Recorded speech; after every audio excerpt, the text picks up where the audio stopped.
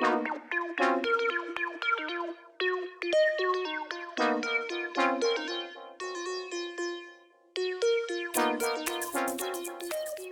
o nosso caso clínico, eu vou ler para vocês o caso clínico e nós vamos discutir sobre transplante renal.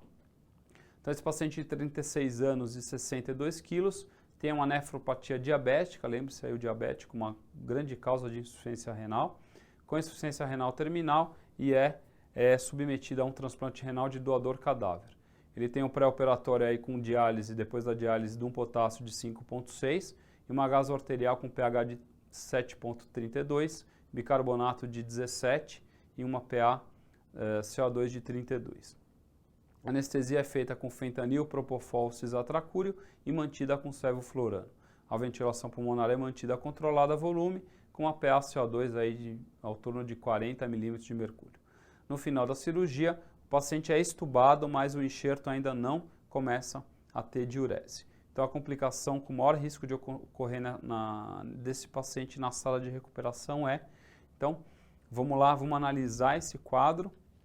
Então o nosso paciente é o paciente renal crônico, diabético, e que tem esse nível aqui que me chama a atenção nesse paciente, é um nível de potássio aumentado, mesmo feito a diálise no dia anterior. Então ele tem aí um nível alto de potássio. A anestesia dele foi feita de uma forma adequada, com todos os agentes adequados, mas ao final da cirurgia esse enxerto não urinou, Lembre-se que o doador cadáver, ele tem um índice menor de retorno da função renal imediatamente após as anastomoses. Então esse paciente ele não urina e ele não começa a ter essa função renal imediatamente. Então, qual que é a complicação que eu tenho de já não ter função renal imediatamente? Lembre-se, primeiro eu tenho o paciente com um potássio alto, 5,6. Segundo, vou perfundir esse rim do cadáver, ele vai ser perfundido com aquela solução de Orocolins, que eu tenho um alto nível de potássio.